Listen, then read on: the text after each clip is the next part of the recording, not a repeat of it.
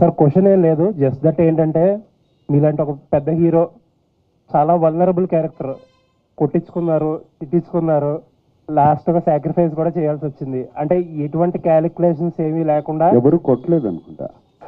Okay, Dhanush గారు ధనుష్ వెనకాల.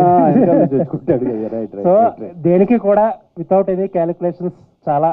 ఇప్పుడు చాలా మంది అంటారు కదా ఏజ్ అప్రోప్రియేట్ రోల్స్ లేకపోతే డిఫరెంట్ రోల్స్ అన్ని అంటారు కదా. You have done it everything. Actually ఈ షిఫ్ట్ చాలా ఫ్రెష్ గా ఉంది.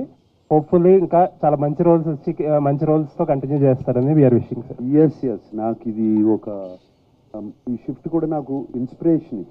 నాట్ దట్ నేను ఇటువంటి రోల్స్ చేద్దామని కాదు, బట్ చూస్తారు చేస్తే ఫ్రెష్ రోల్స్ చేస్తే audience is ready to receive its the right role అనే ఒక కాన్ఫిడెన్స్ బాగా వచ్చింది. సో ఎటువంటి రోల్ అన్నా చేయొచ్చు అని. Looking forward sir. Yes, congrats. Thank you.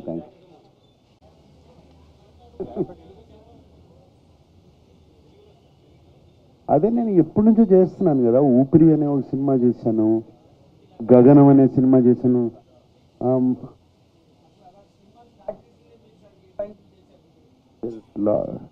Lot of films బాగా క్యారెక్టర్గా అంతమంది సినిమా చేశాను నేను. పెద్ద క్యారెక్టర్ గ్రే షేడ్స్ అనేది కాదు, క్యారెక్టర్ జనాన్ని యాక్సెప్ట్ చేస్తే ఏ షేడ్ అయినా కూడా పర్వాలేదు.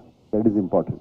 శేఖర్ గారు సార్, ఇప్పుడు మామూలుగా ఎడిట్ అంతా అయిపోయి అన్ని చూసుకున్నాకనే 3 గంటల 14 నిమిషాలు వస్తాయి. ఒరిజినల్గా ఎంత కంటెంట్ వచ్చింది సార్?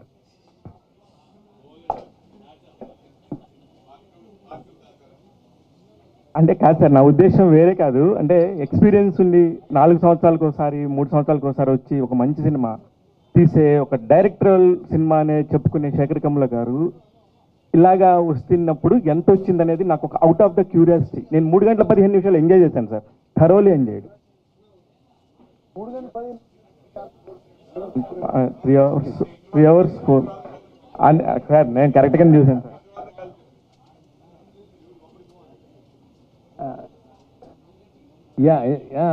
చాలా అంటే జనరల్గా నేను అంటే ఎక్కువ సాంగ్ మోంటాజెస్ సాంగ్స్కి బాగా లెంత్ పెట్టి అలా తీస్తాను. బేసిక్గా కథగా వేరే వేరే సీన్లు అడిషనల్ సీన్స్ చాలా తీసేయడం అలా ఉండదు. జనరల్గా లెంత్ నా జనరల్గా పాటల వల్ల ఉంటుంది అనమాట.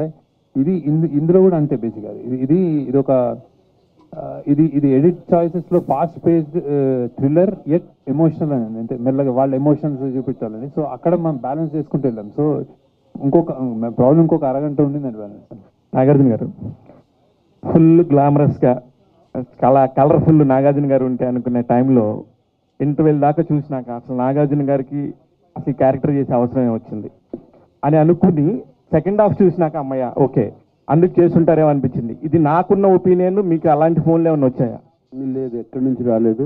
యాక్చువల్లీ చాలా మంది చాలా బాగున్నాను అన్నారు సార్. డెఫినెట్గా బాగుంది సార్. నేను అన్నది పాయింట్ కూడా నేను అదే సార్. నేను అన్నది నేను బాగలేదని లేదు. నేను అంటే ఆయన రేంజ్ ఆఫ్ దానికి ఇప్పుడు మీరు సాక్రిఫైస్ చేస్తుంటారు. మీకు ఒక పక్కన పెయిన్ ఉంది, ఆ క్యారెక్టర్లో కనబడుతుంది. అది అవసరమా ఆయనకి అనే ఒక పెయిన్ ఉండిందన్న నేను. అంటే మరి క్యారెక్టర్ ఒప్పుకున్నప్పుడు చేయాలి కదా. అది ఒప్పుకునే కదా చేసింది. ఒక డిఫరెంట్ క్యారెక్టర్ వచ్చిందని అవసరమా లేదా అనేది ఇక అది ఏమని చెప్పను. అవసరమా అని అన్నీ అవసరమే. మాకు యాక్టర్లకి క్యారెక్టర్స్ చేయడం చాలా ఇంపార్టెంట్. శేఖర్ గారు సార్,